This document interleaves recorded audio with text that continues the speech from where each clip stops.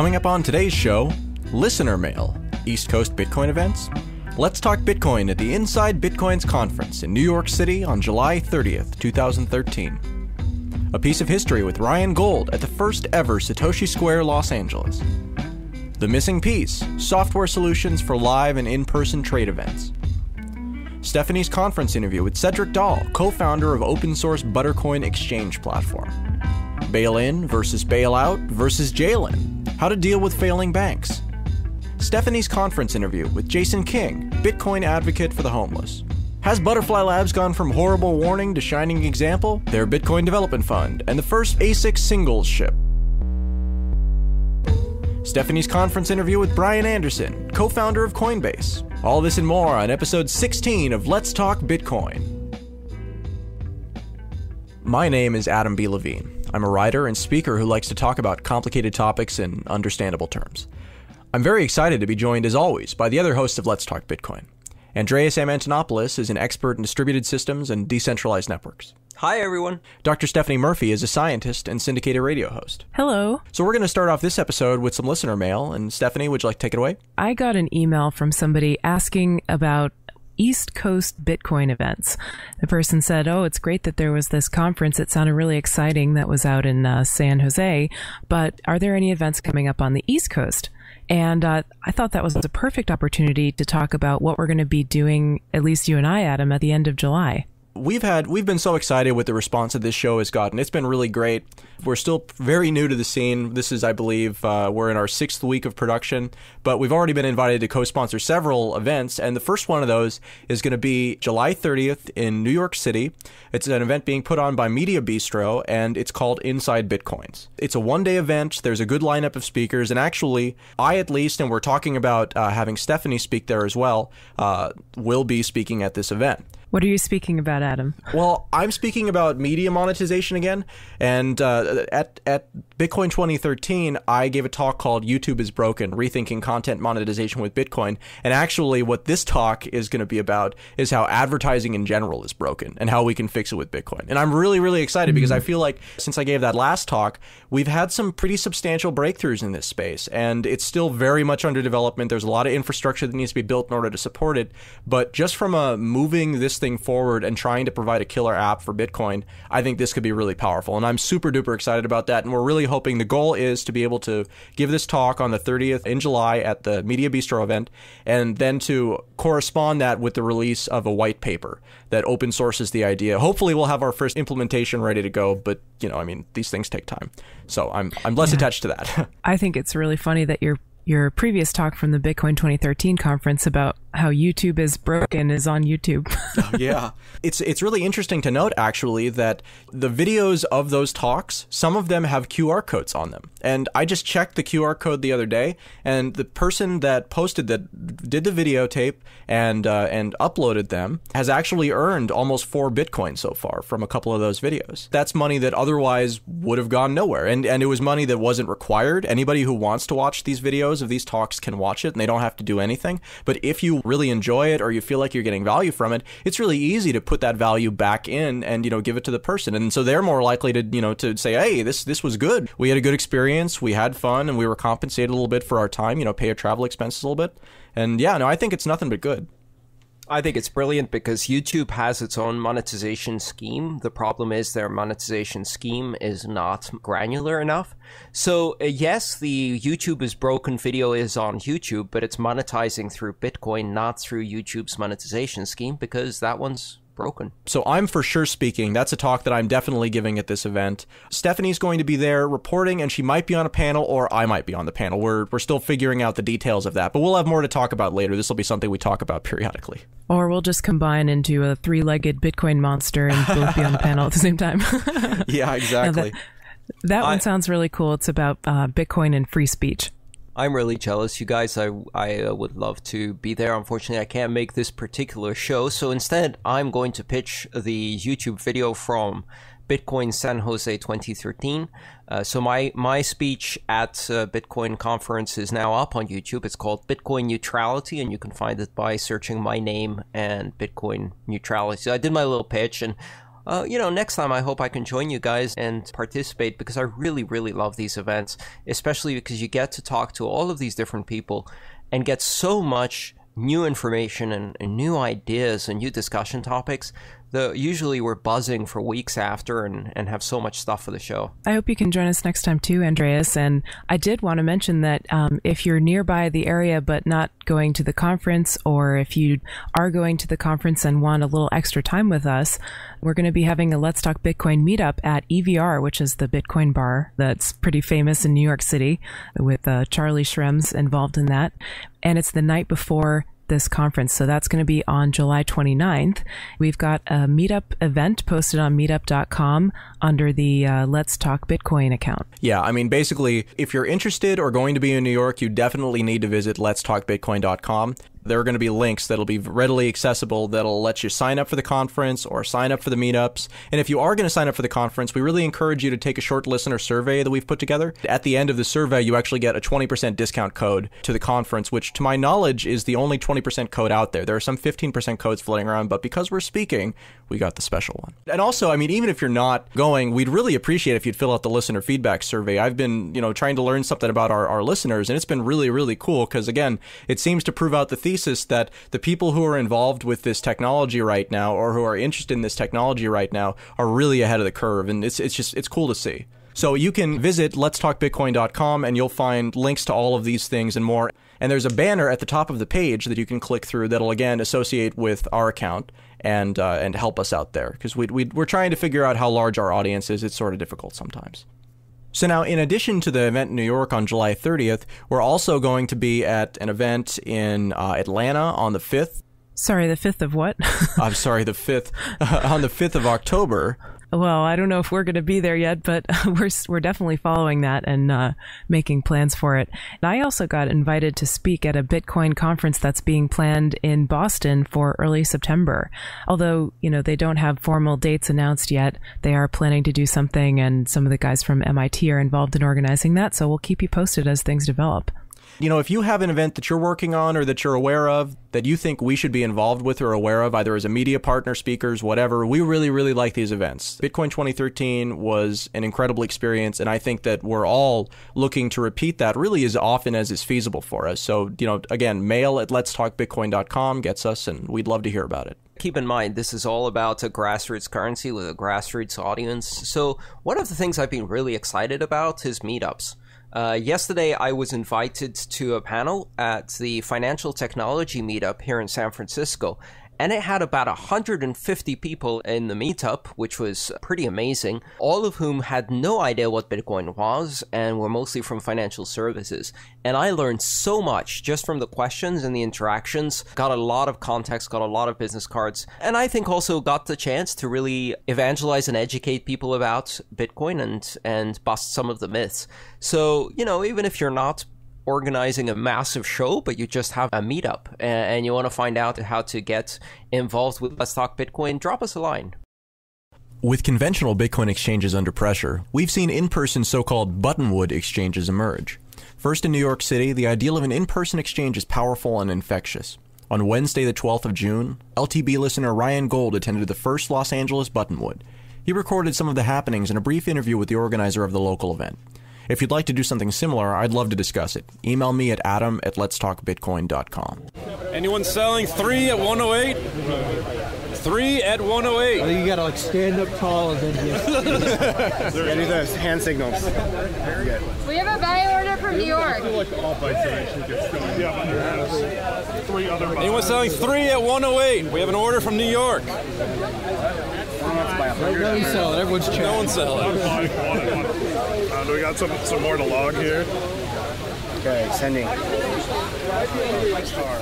what about $20 worth for the sake of the first transcontinental trade? Did you say 140? $20 worth. Yeah, so he was doing... Transcontinental, you mean like... Just wanted to make history here. Between the two, 185.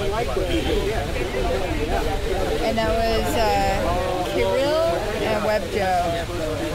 So Kirill is the buyer, K-I-R-I-L-L. Nice. And what was the price? He had an ask, for 112. Okay. And I fulfilled his ask. Oh, okay. Yeah.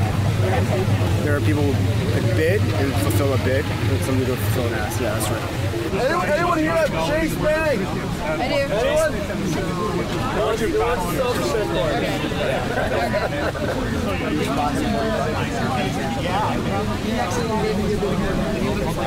I run Spelunkin with Craig and David Moon. So this event is actually started by a guy named Josh in New York, and they do Satoshi Square, and they've been doing it maybe 3 or 4 times already, and it just seemed like a lot of fun, and we were kind of jealous that New York had all these meetups and, you know, exchange events, and, you know, it was just really exciting to see the app get developed and people coming together to trade coins in person. You know, it was a safe location, didn't feel shady, and we decided to do one here. I think we had more people, like way more people selling than buying, and I would say maybe half or a third of the people here had never bought a Bitcoin before and just were curious about it and want to learn more about it. Whereas the difference between this event and the one that we were at last week, the LA Bitcoin group, is that this was more public and accessible, whereas the other one felt like you had to be into Bitcoins already, and maybe was a little bit more intimidating to people that didn't know anything about it, whereas we were really pushing the newbie-friendly aspect of it. I liked seeing that people are into Bitcoins for lots of different reasons. Yeah, I was basically telling people that it felt like when e-commerce and the web were starting back in, you know, the early 90s, that kind of feel is the same sort of feel that Bitcoin has to me. It is interesting to see all the different ways that people store their Bitcoins and the different ways that people are choosing to send them to each other, because it is such a an awkwardly long chain of numbers that if you don't do it as a QR code, I've seen people using email addresses. And yeah, for the Bitcoin I sold today, it was with the blockchain app. That worked out easier than I thought it would too. I think the event was really successful, and a lot of people came out to something that really is still obscure. Like, not a lot of people know what Bitcoins are yet. So to see this many people willing to come and, you know, bring cash out to a public location, to a park. This park is new. Nobody even knows it really exists. So all those factors kind of played against us, and despite that we had like 35 people. So I think we did pretty good.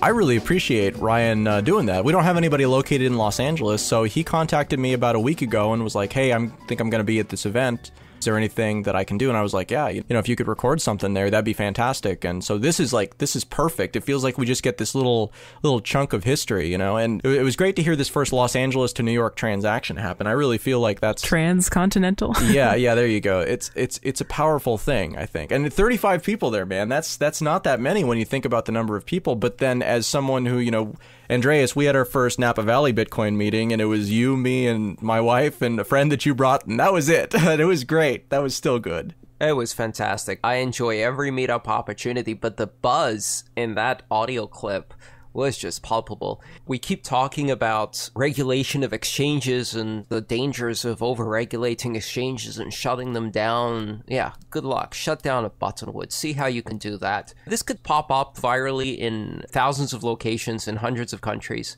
There really is no stopping individuals from trading face-to-face. I think that is always the relief valve for Bitcoin.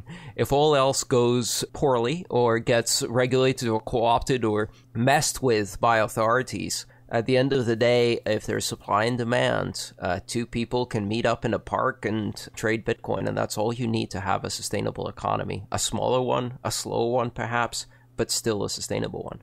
It would be nice if we could talk a bit about the need for ease of use and software that addresses the real-time face-to-face trading scenario, ad hoc, unplanned.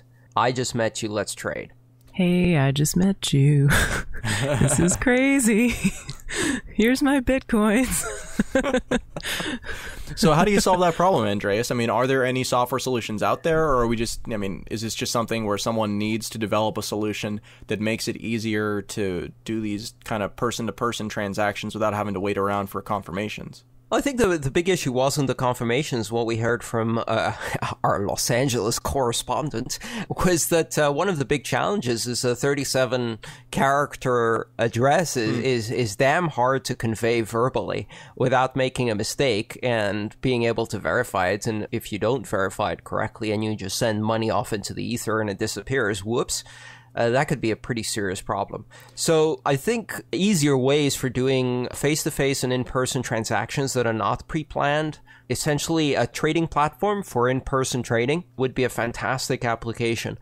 We have localbitcoins.com, which is a great solution for planning and executing a two-person trade, but we really don't have the kind of trading pit application where, let's say, for example, you had a system for people to set up a mesh Wi-Fi network in the vicinity and put orders on an order book and match bid and ask electronically while shouting in the pit. That would be fantastic if you could do settlements. So, you know, a few people with iPads, a few people with Android phones, and a few people with iPhones, essentially building an ad hoc trading pit right there and being able to do settlement. On the address problem, I mean, I was talking with a listener the other day he was talking about putting his Bitcoin address on like a t-shirt that he was going to wear somewhere.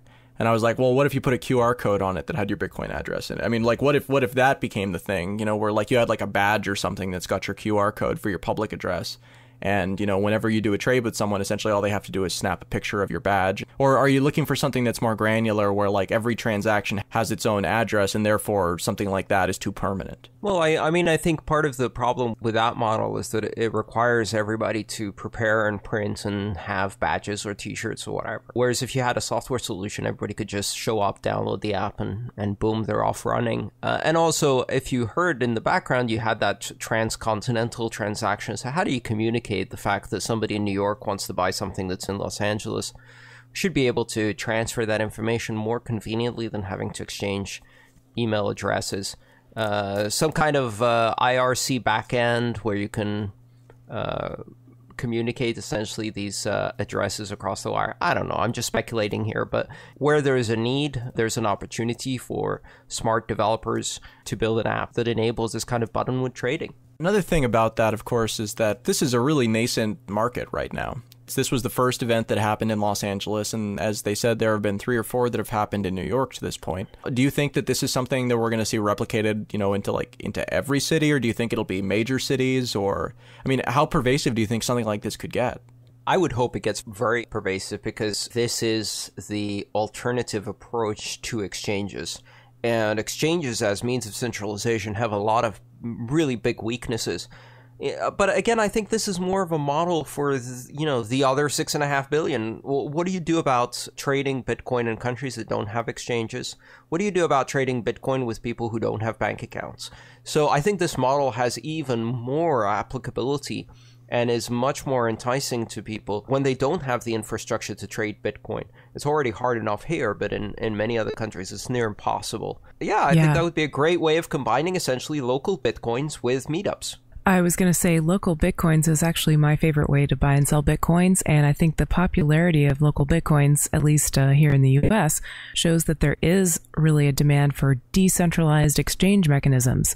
I also think there's a social aspect to it too, as I've said before on the show, where you end up meeting people and making connections which are more valuable than just maybe selling or buying Bitcoin. You know, often they're people who have common interests. They may become friends or business partners. And so I just really like that model. Further to this point of listeners do stuff, everybody's got a project. This is one of those things where if you live in a place where there are people who might be interested in this, but it doesn't exist yet, you know, I mean, there's not even one of these in San Francisco yet. I know there are a couple of people talking about starting one, but to my knowledge, it hasn't happened yet. I don't know if there's a date set. So, you know, if you're looking to start something like this, give us a call at 1-855-WE-TALK-BITCOIN.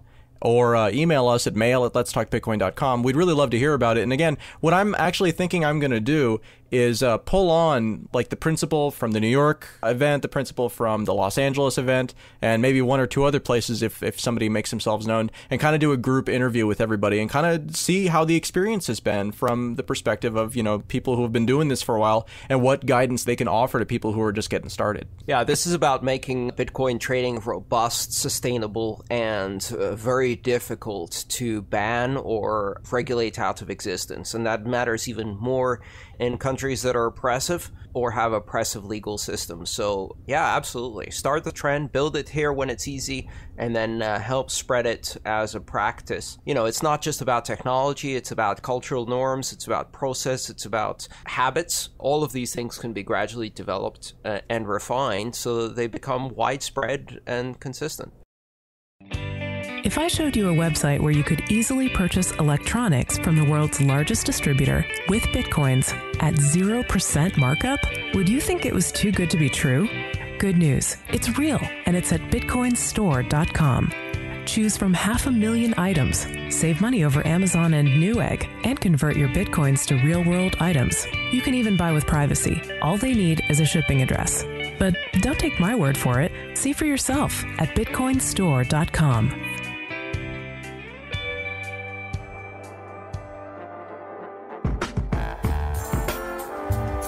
Let's Talk Bitcoin is heard each week by thousands of people who are participating in the new digital economy. Our listener base of Bitcoin owners, miners, investors, technologists, and merchants is growing fast. We offer a limited number of short advertising slots in each show to keep our listeners engaged and to provide maximum impact for our sponsors. If you'd like to talk to us about Let's Talk Bitcoin, send us an email at sponsors@letstalkbitcoin.com. So I'm talking with Cedric Dahl from Buttercoin. Hey, Cedric, thanks for being on the show with me. Hey, it's good to be here. So, okay, tell me, what is Buttercoin and what do you do with Buttercoin? Tell me all about yourself.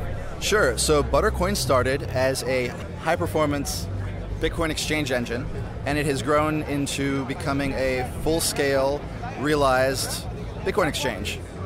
Okay, so, and it's open source, is that right? It's built on open source platform? Yeah, we wanted to make sure that the trade execution engine was available to anybody who could use it.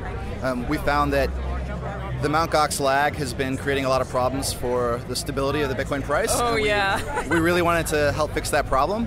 And so that's where Buttercoin came from. Yeah. So, I mean, necessity is the mother of invention, right? And I can definitely see why there's a real need for a better exchange. So what makes Buttercoin better than Gox? You know, you got to really respect the guys from Mt. Gox for what they attempted to do. They started off with Magic the Gathering online exchange, and they evolved into Bitcoin. And, you know, when you're taking that route, being scrappy, using PHP, MySQL, and just putting something together with hope, spit, and a lot of ingenuity, you have to tip your hat to that. But as I understand it, they sort of cap out at around 5 trades a second.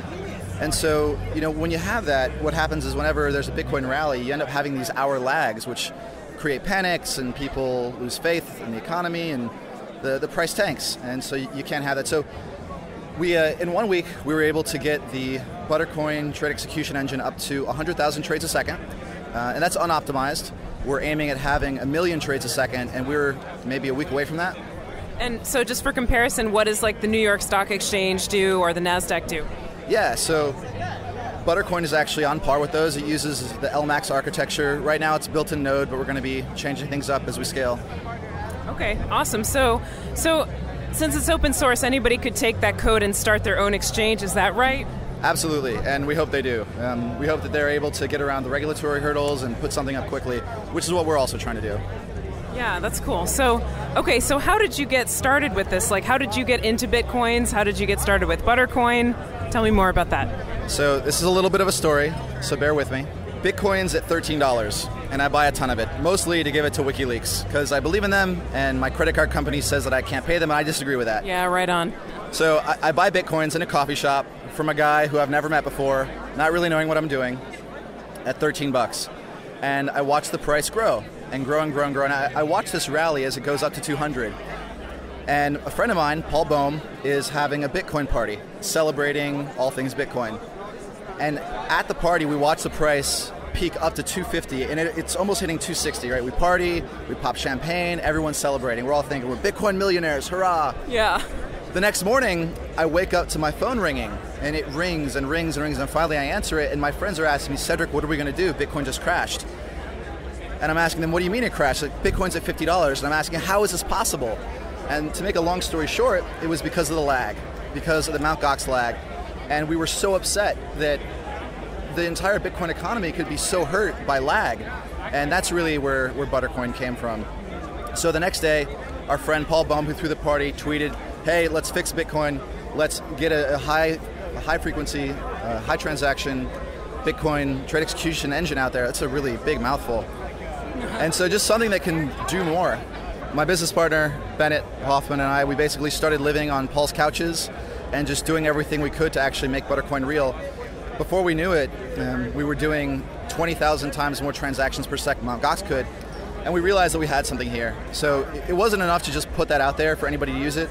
We felt compelled to actually build a company and do it correctly, make sure that we were completely above board with compliance, make sure that we were able to make something that actually worked, that had liquidity. And that could what kind of compliance are you talking about with being an exchange? I mean, I assume you mean that? Yeah, so if you're an exchange, you're a money transmitter in America, and that means you need to have a money transmitter's license, or you need to work with a bank or somebody who has a money transmitter's exemption. So you got that? I mean, you jumped through that hoop, is that right?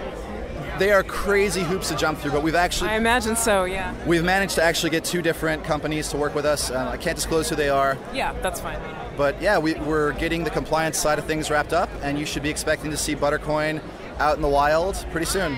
So, and how long did that take? Just like a month and you were done with all these regulations? I find it hard to believe. Yeah, it's a crazy, hard uphill battle, but we've got the majority of the difficult things solved. There's a bunch of ways to do it, but if you're savvy, you can do it quickly. Yeah, so that's a really interesting personal story. So how many people are working on Buttercoin overall? Can people join the project, or is it kind of closed?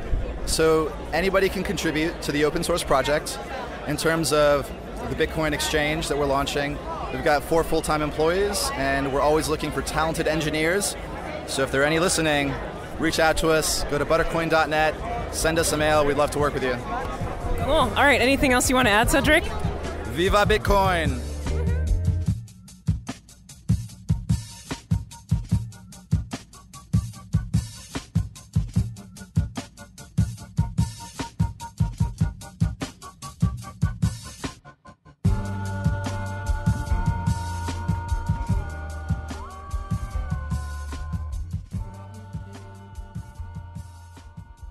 So this topic is not specifically related to Bitcoin, but it kind of talks about the larger financial picture and situation that we find ourselves in. And so I feel like it's worthwhile to have a discussion about this.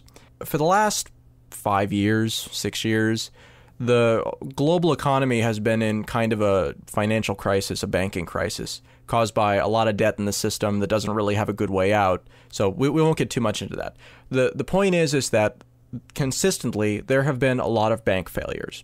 And up until recently, the way that those were taken care of, if they're important enough to save, which means large enough that they feel like it would be detrimental to the economy or whatever the reason is, then the process has been to take taxpayer money from the country that the bank exists in and to essentially use that to even out the imbalances in the balance sheet. Without that evening out, the bank would go out of business, which would then cause the government to have to cover the losses because they provide deposit insurance, but they don't actually have the money to pay for the deposit insurance should it come to that. That's been the problem up until this point. What we were talking about before is called a bailout. What happened with Cyprus is called a bail-in, where instead of the government coming in and covering the difference in the balance sheets with taxpayer funds, instead what they did is they took depositor funds. People who had trusted the bank and decided to keep their money with the bank had a certain percentage confiscated or, transferred, whatever you want to call it, to cover the holes in the bank's balance sheet. This was a really disruptive thing because it had never been done before. It was something that was very contrary to everyone's expectation, and so to prevent people from pulling their money out of the system wholesale, they essentially had to put capital controls on, make it very difficult to pull out money, and make it very difficult to leave the country with that money. Now, what's happened since Cyprus is that other countries have started looking at that bail-in model, and they're saying to themselves, oh, well, this could solve our problem because now if a bank goes bad, it's not on us. It's a bad thing because it's, would be better if the banks just were able to stand on their own. But also, if you announce it in advance and you make it the standard policy, I think it might actually be a good thing because it's all kind of about expectations, right? It was so disruptive in Cyprus because nobody expected it. Everybody felt like they had deposit insurance, and so they didn't need to be concerned about what the bank was doing. But in the case of New Zealand is an interesting example of this. They've been talking about making this an institutionalized practice, where if your bank goes out of business, Wow. well, no, wait for it though. If your bank goes out of business, then they take a certain amount of money from you, whatever is required, in order to cover the holes so that the bank keeps going. With the thought being that if the bank went out of business, if it wasn't going to be rescued and it went out of business, you'd lose a lot more money, and you'd have to go through a process to recover it because it would essentially be bankruptcy and then division of the assets that are left over. And so you'd get back whatever percentage relative, but it would probably be worse than if you just paid for it. So now here's the interesting part. By making it a policy, doesn't that mean that everybody who keeps their money in an unsafe bank is going to be really concerned and move their money to a bank that they consider safe? A lot of people investing in mattresses to store their money under in that case. I mean, everybody likes to know what's going to happen. They want certainty about the future and some level of security. And as you noted, Adam, that was what was really terrible about Cyprus. It came out of the blue and people were blindsided by it, caused a lot of instability. But having this as a policy, I think people will really start looking for alternatives. And maybe one of those alternatives is Bitcoin, because you can't, frankly, do this with Bitcoin. So I look at this and I think, well, who hasn't been touched by this? Essentially, you've given us two options, or if you like, the world's bankers have given us two options. Bail out, screw the taxpayer. Bail in, screw the depositor. Hey, what about investors? What about bankers? When did they get screwed? When did they lose their investment? This is the massive perversion of capitalism. The whole concept behind capitalism is that you take risks, and if those risks don't work out, you lose your investment. If you don't lose your investment, essentially what we're doing is privatizing the profits and socializing the risks. So the bonuses keep flowing whenever the bank goes well, and whenever it doesn't go well, screw the taxpayer or screw the depositor. That's a great model, because essentially it means you can't lose by being in banking, and the result of that model is that banking is the only sustainable industry because no one wants to invest money in anything else because everything else carries risk. So I have a third practice. Instead of bail in and bail out, I like the Icelandic practice, which I call jail in. Take the bankers and jail them. Take the investors and fleece them. Drop all of their holdings, take away all of their investments from the bank investments they've done, and make them suffer a 100% loss, and then let capitalism work it out. Because then investing in crappy banks becomes a risk. And when banks go out and invest in bad loans and don't do due diligence, they screw their shareholders, not the taxpayer, not the citizen, not the depositor. So jail-ins, thank you, not bail-ins, not bailouts. All of this is a massive distraction to ensure that the one person or the one group of people who never get touched by any of this are the investors and bankers themselves. Let the bonuses flow and screw the taxpayer. Well, I don't think that's the right answer. Don't you think these people, bank executives and so forth, are protected from personal liability if they screw up something and don't run their business well by the government, though? Of course they are, because they get to write the law. I mean, this is not just a matter of, whoops, we made some mistakes and lost some money.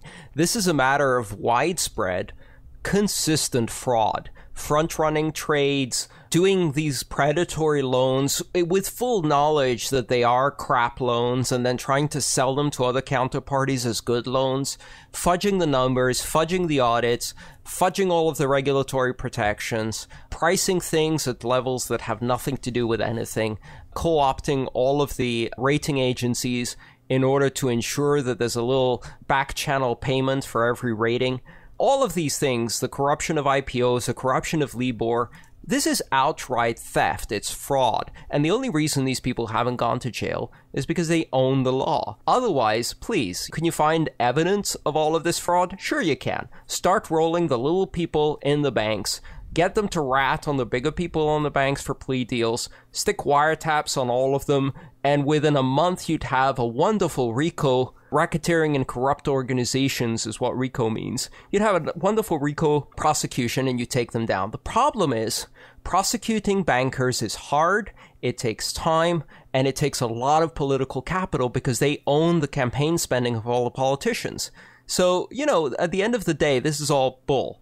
This isn't lawful. This isn't capitalism. This is a corrupt kleptocracy. This is a mobster action at the highest level of the entire world's financial system, and they get away with it again and again and again. And all that does is reinforce that corruption, reinforce that theft, And it basically means that the entire banking system is a pit. I'm not disagreeing with anything you said there, Andreas, but at the same time, I think that expecting the system to change in the way that you're saying it should is not likely to happen. Oh, of course not. Yeah, I mean, you need extreme action to change these entrenched powers, for sure. So that's kind of what I'm saying here, is that compared to what we're doing now, right, compared to the bailout practices where a government just gives them the money and it comes out of the taxpayer's pocket, isn't it better to instead make it so that the loss affects a smaller number of people in a more significant way, while giving them the knowledge and ability to withdraw themselves from the unsafe situation? I mean, like, that's the thing where, you know, again, Cyprus is different than New Zealand, because in Cyprus it was a surprise. But if New Zealand makes this policy, then, I mean, as someone who has money in a bank account, if I felt like my money was not as safe in one bank as another because this bank that I'm with takes more risks and has riskier practices or whatever else, then I'm really greatly incentivized, if I know that if they fail, it comes out of my end, to take my money and to put it into some place that I'm sure is absolutely safe. I mean, Stephanie, I think you kind of said it there with the mattress analogy, you know, and people just putting money in the mattress. But at the same time, doesn't this mean that there's value to being a bank that isn't taking risks, to being a bank that does do it right? Yeah, but how would people know that? I mean, it's really difficult for people to vet their banks. I mean, maybe that is a solution, but personally, I would feel more secure in a situation like that, taking my money and putting it under the mattress if I could. Well, there's never been a reason. I mean, that's the thing, is that when you have a market like we do now for banking, where every bank is functionally the same because if any bank fails, then you're supposedly covered by insurance, there is no reason to have any difference between banks, and there's no reason to have any apparatus to tell the difference between banks, because it's just about, well, what kind of reward card are they going to give me versus the other guy? But if this was the policy, if deposit insurance was not a thing, and instead you just had this expectation, then I think that, yeah, I mean, certainly I'd be looking at that and going, man, there's a newsletter. Let's dig into bank financials and see who's taking stupid risks and who's not.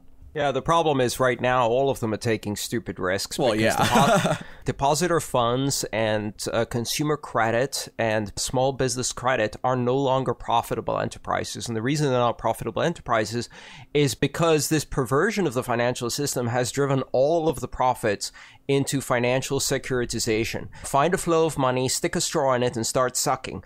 That is the only profitable financial activity right now. And as a result, it's pushed out all other investments, and all of the money is flowing in the trillions and dozens of trillions into these derivative instruments, because basic innovation, credit, the things that make an economy run are no longer relevant. And they're not relevant because you can run an economy that is entirely an elitist economy just for the 1%, that basically sucks everything out of the taxpayer, sucks everything out of the depositor, and funnels it up the ladder. You know, I don't want to give up on the idea that we should have rule of law, that contracts should be enforceable, and that losses should be suffered by the investors. Because if you give up on that idea, then essentially you've got a house of mirrors. It's really a protection racket. It's nothing more.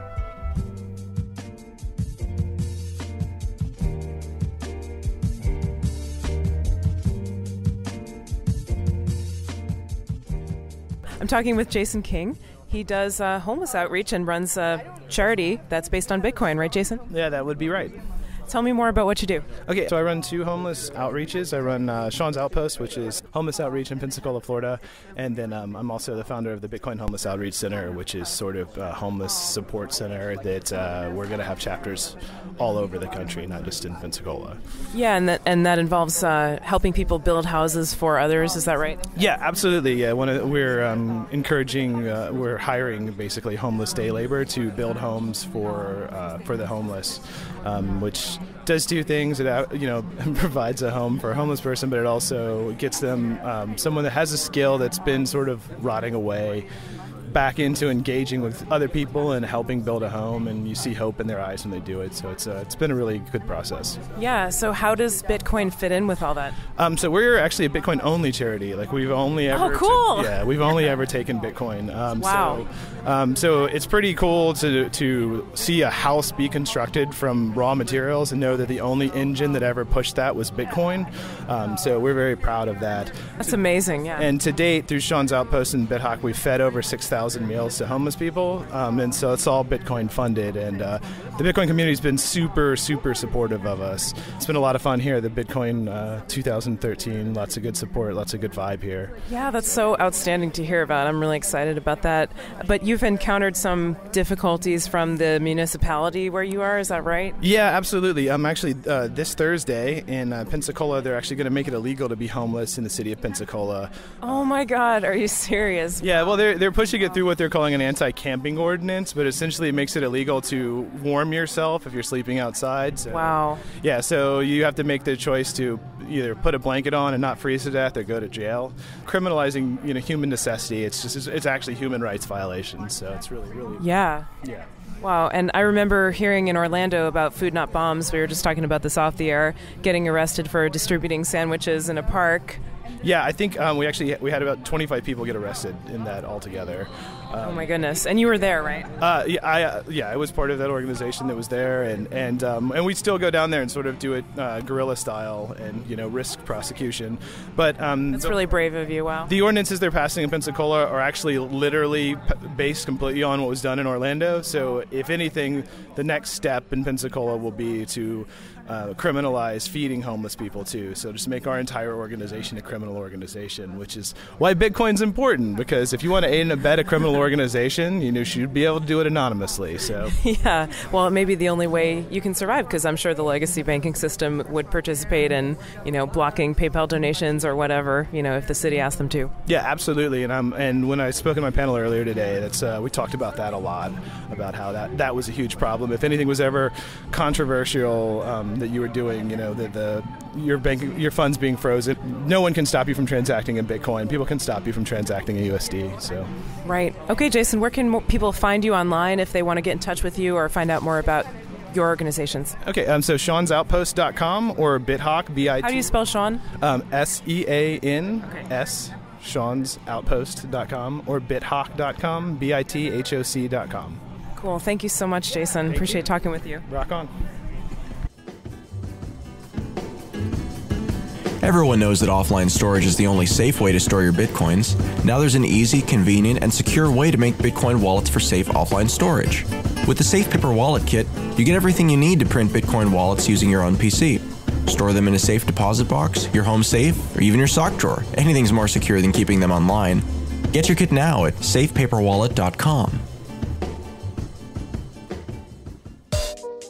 You're listening to Let's Talk Bitcoin, the premier audiocast providing news and insights that cover the rapidly evolving world of digital money. Our twice-weekly shows include analysis of late-breaking news, updates on key technical, business, and regulatory issues, and in-depth interviews with the key people driving the new digital economy.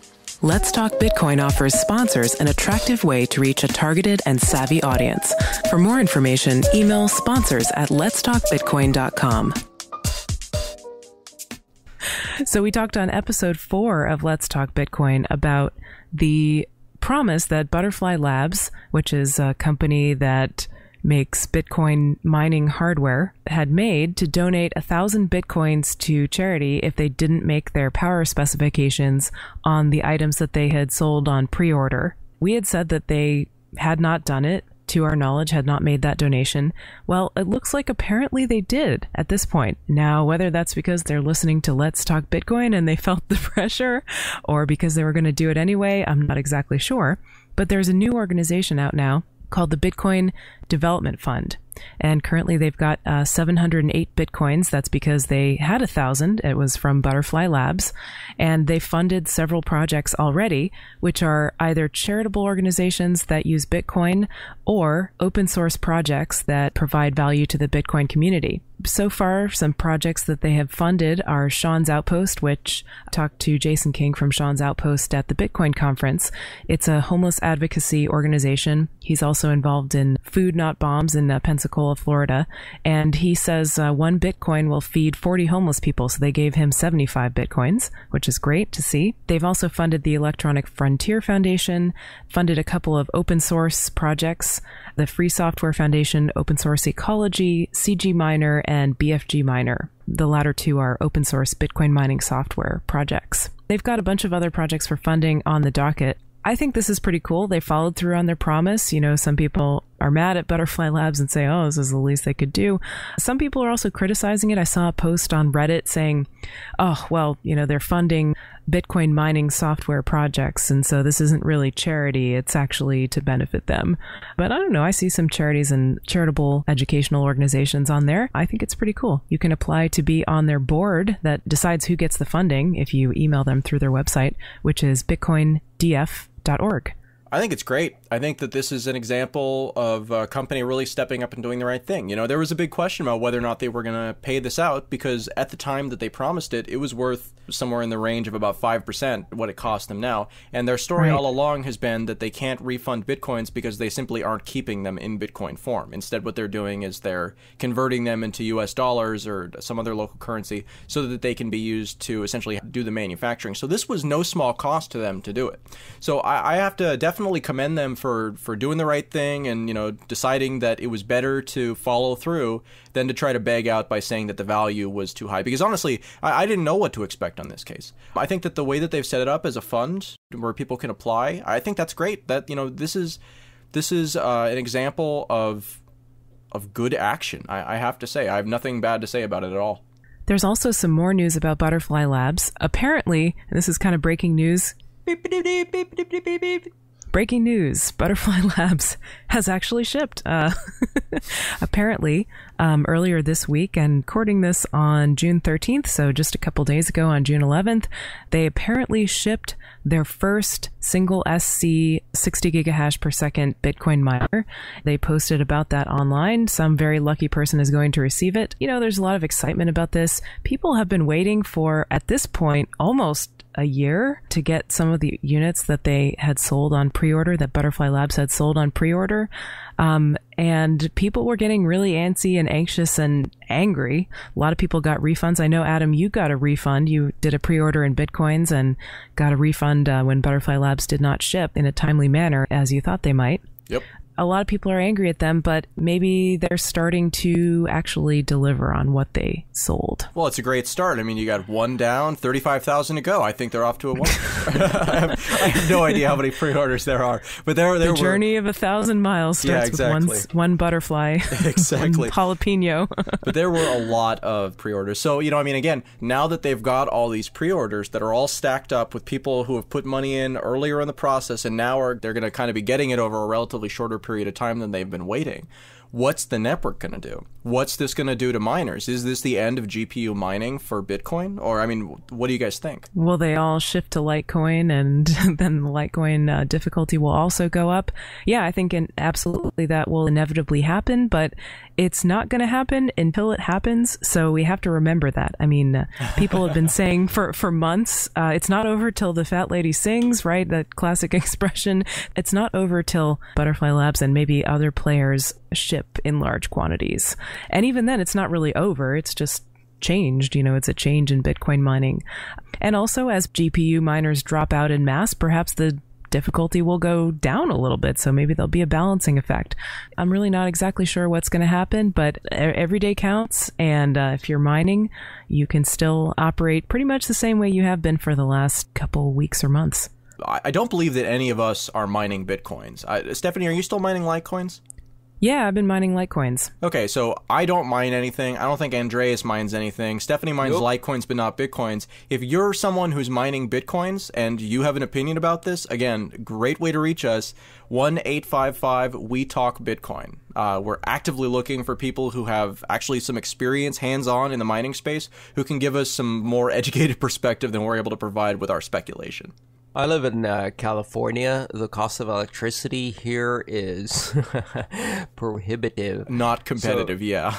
Yeah. Somebody needs to make a solar Bitcoin ASIC miner. Like hook it up to a big solar panel.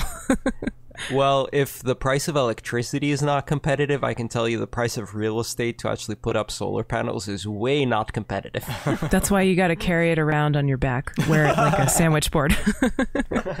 Also, I live in the fog zone, so no sunlight. Damn, I guess you're out of luck. Yep. Well, I mean, it is really interesting because we have seen so many companies offering ASIC miners for pre-order. The people who have been around and have seen this developing are incredibly skeptical, which I don't blame them for. Even some of the miners that looked really promising that we've covered on Let's Talk Bitcoin before, I haven't seen much about them lately. Like we talked about that little USB ASIC miner. We talked about the Jupiter and the Mars that were offered for like some $20,000 or something on pre-order. None of them really come to fruition yet. Avalon is still the only company that has really gotten their first round of ASIC miners out there, and I don't even think they've gotten the second and third rounds out yet either. So it's still very much up in the air, and like we said before, it's not over until those things are delivered and it has whatever impact on the network it has. And then there could be some other disruptive technologies that could change things even further. So there's a lot of uncertainty, a lot of risk, but also a lot of excitement. It is totally like the gold rush.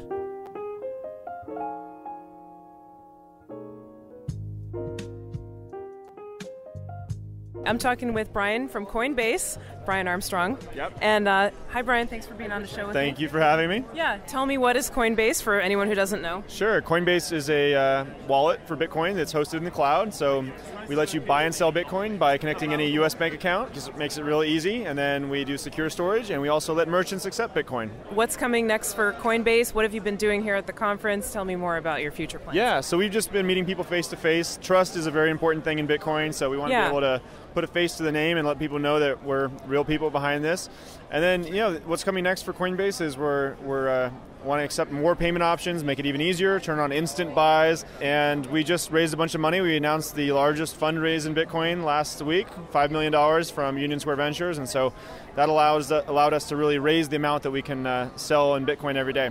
Okay, so, and are you going to be adding new features with that as well? Are you hiring new people? Yeah, we're building out our team quite quickly and interviewing 2 or 3 people every day. So we're trying to find great software engineers, designers, business development people, compliance officers, all people who could work locally in San Francisco in our office. How did you get the idea for Coinbase? Tell me about that. Well, I was working at Airbnb about 2 years ago, and I know Airbnb. Yeah. Great. Yeah, it's a great company, and we were moving money all over the world, and I was doing software engineering for them, and so it turned out that that's a very difficult and time-consuming process with lots of fees all over the place. And so when I read the paper on Bitcoin, I realized this was going to be a big thing. It's going to be a fast, cheap payment network for the whole world.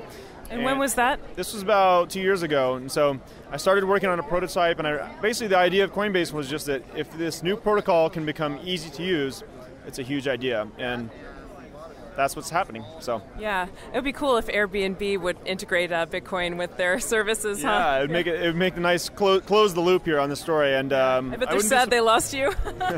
Hopefully, and I wouldn't be surprised if maybe they start accepting it in the next year here. So that sounds great. I know you got to run, so thanks for talking with me today. I appreciate your time. Yeah, thank you for having me. And Coinbase.com. Right? Coinbase.com. Get yourself a free Bitcoin wallet. Woohoo!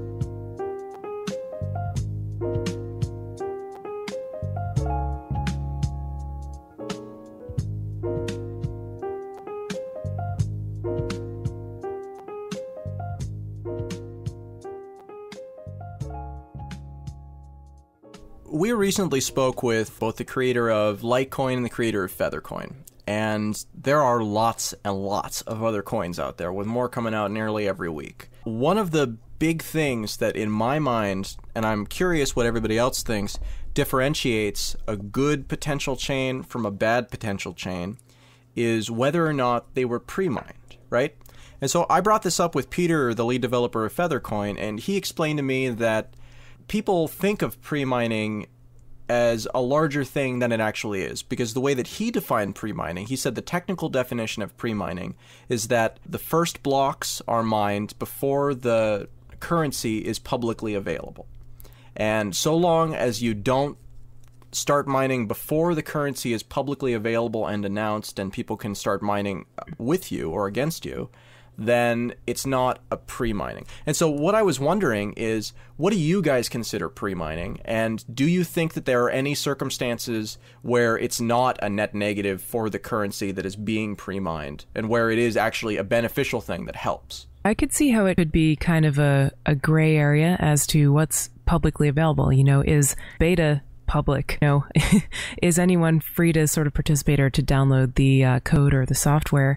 There is an incentive not to pre-mine, which is that you want a large and robust network, right? So it's not vulnerable to 51% attack. And so you want as many people jumping on the network as possible. So although I guess if you keep it secret among maybe like a group of developers, how would anybody know to attack your network? Of course, there is this sort of pump and dump idea that's a incentive to pre-mine, which is like, you know, you pre-mine a bunch of coins, you somehow get them on an exchange, and then once the value goes up, you dump all your coins and then kind of like abandon the project. I think there are kind of incentives in both directions.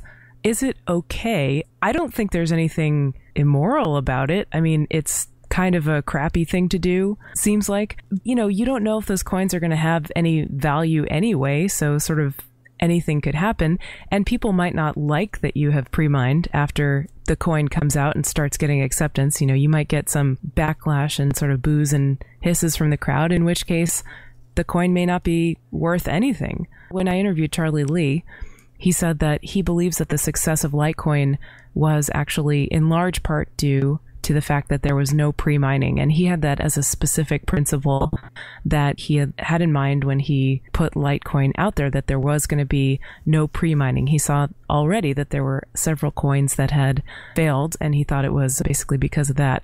I don't know. While pre-mining might be tempting, perhaps in the long term, it would be in the best interest of the coin and of the developers to stay away from it. I think people should be skeptical and apply caveat emptor, buyer beware.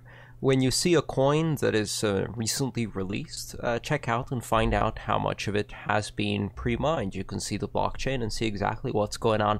I like to paraphrase Douglas Adams when people say, you know, it was publicly released, so it's not really pre-mining. So, oh, it was released, really? Yes, it was released.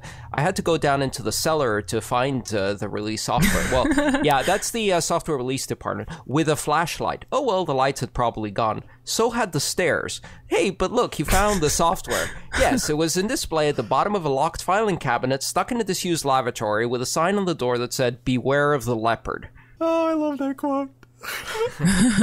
Hitchhiker's Guide to the Galaxy. And, you know, so the concept of publicly available software is a slippery one, right? So yeah, right, exactly. If it's publicly available, but you don't tell anybody, then it's a little bit questionable.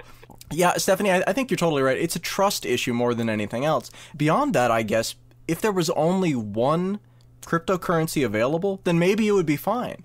But since there are new cryptocurrencies coming out, it's almost like it's a competitive disadvantage. And so that's kind of the position that I've wound up finding myself on, is that it's not so much a moral issue as it is, if you truly want your currency to succeed, then you want to give it the best potential to succeed. And in order to give it the best potential to succeed, there can't be this appearance that you're in it for the short term or that you're in it to get rich. You have to be in it because it's legitimately a better idea that fixes a problem.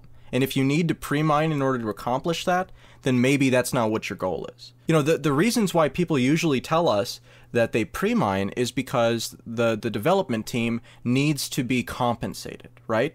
The development team needs an incentive to carry forward developing this coin, because if they're just, you know, if miners come in and they get all the reward, then there's no reason for the developers to keep going. And so, I mean, do you guys think that that's true? How do you think that the developers of new cryptocurrencies should be compensated, if at all? Well, they'll be compensated because they knew about it first. Even if there was no pre-mining, they still have the opportunity to get in and mine super early in the lifetime of that currency.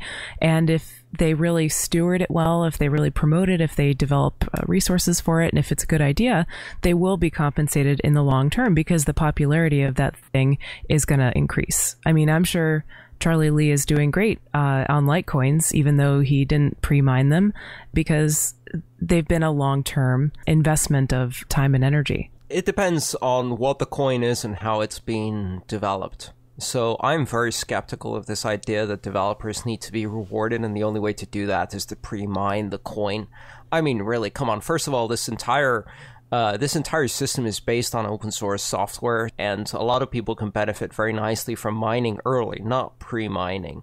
And at the end of the day, if your contribution to this amazing software edifice is that you went in and did search and replaced Bitcoin with Andrea's coin, and then changed 2 parameters and recompiled, well, yeah, you should be lavished with reward for your amazing contributions. People have been slaving away on this software for years and have contributed incredible amounts of quality code for nothing. So please, spare me the sob story about unrewarded developers. This is a community. Put up. The final part here is that beyond the technical pre-mine, a lot of times what I've been seeing, because I've been really trying to dig into some of these altcoins and figure out which ones are real and which ones aren't. And one of the things I've noticed is that a lot of coins are really now wary of the idea of being labeled as a pre-mine coin, because it makes it so that people are less likely to pay any attention to them. So what they do instead is they change the block reward, right? So that like the difficulty is really, really, really low at the very beginning. And the reward per block is a multiple of what the reward per block will be, after a week. And so they essentially, they release it publicly and then immediately start mining. And because the difficulty is so low and because the rewards are so great, they still manage to accumulate a large number of these coins with still relatively little effort because of these conditions that they put into the actual code itself. So do we think that that is still functionally pre-mining if they front load the mining so that it's more rewarding at the very, very, very beginning than it is at any other point? Yeah, I think people will call that out and say, hey, that doesn't look exactly fair. That's a little bit, So it's not so much about the technical part. It's about that it looks like they're trying to profit. It looks like they're trying to profit, right? Yeah, which is why I think what you said earlier, Adam, makes a ton of sense. There has to be the message conveyed that the reason that I'm making Stephanie coin is because I think it adds value to the community and I'm in it for the long term, not because I want to basically get rich quick. There's a spectrum here. You go from the outright scam coin, the pump coin, greed coin, the icky coin, the slightly slimy coin, slime coin. There's really degrees of sliminess and greed and just outright scamminess out there. This is printing money. So anyone who has no ethical compunction, no morality or whatever else will try to print their own money. This is one of the areas where people need to be extremely vigilant and ask themselves, what is this really adding to the ecosystem of coins? Does it solve an actual problem? What is the attitude of the core developers of this particular coin? Is it enriching the ecosystem and supporting the community? Is it perhaps giving back for the amazing gift they received from Satoshi for nothing? Or is it just their way to make money? And so far, I've seen few coins that really are community developed and giving back to the community, and lots of scam coins, greed coins, and slime coins. So what about this idea of bounties, right? This is one of the reasons beyond the developer reason that I've been hearing. And actually, Peter from Feathercoin, they didn't pre-mine, but again, he was able to in the first 5 days. I think he said he mined 150,000 coins, something like that. So he then used those as bounties and gave them all away over the course of, I believe it was a month, maybe. It might have been a couple of weeks, as bounties for people to create services. And so on the one hand, I can see that, and I can say, okay, well, that makes a lot of sense to me because you want other people to be invested, you want other people to be into developing it. But at the same time, doesn't that sort of present a conflict of interest almost by giving away coins that you think are going to be higher value and incentivizing those people to then make them higher value? Or is that just how this adoption has to happen? Well, that's the IPO component to this. I mean, every coin is an IPO of sorts, and I think there's nothing wrong with the initial inventors of a new coin to make some money off the IPO as they are the earliest adopters and take some risks by mining something when they could be using that CPU power to mine an existing coin that's already well established. There's nothing wrong with that. The issue is really a matter of transparency and process. If you upfront tell people how you're going to use the coin and you do bounties or you invest them back into the currency, that's a whole different consideration. If you just pre-mine all the coins, stick them in your pocket, make a pump and dump scheme, that again is, it's all about how you manage it both before in terms of disclosure and after in terms of actions. Like anything, I think it's not really for us three to decide, is it okay? You know, that was sort of the initial question, is pre-mining okay? The community decides if it's okay. I think the answer that's coming out at this point is no, but that's a community decision, and that's something that's kind of up to the market, and that's something that I love about all of these decentralized cryptocurrencies. Thanks for tuning into episode 16 of Let's Talk Bitcoin. Whether you liked, loved, or hated the show, we want to know what you think. Please send out comments, questions, and offers to help to mail@letstalkbitcoin.com. If you like what we're doing and want to support us with Bitcoin or Litecoin donations, please visit letstalkbitcoin.com for episode-specific addresses. If you've got a question you'd like answered on air, call us at 1-855-WE-TALK-BITCOIN.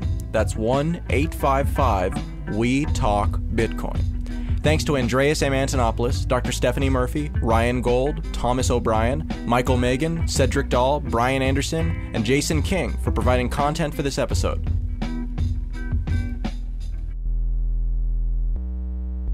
Music for this episode was provided by Jared Rubens. For more information about the music we use and the open source artists who create it, please visit letstalkbitcoin.com/music. Stay tuned for episode 17, coming up Tuesday the 18th of June, featuring more discussion and interviews. Thanks for listening.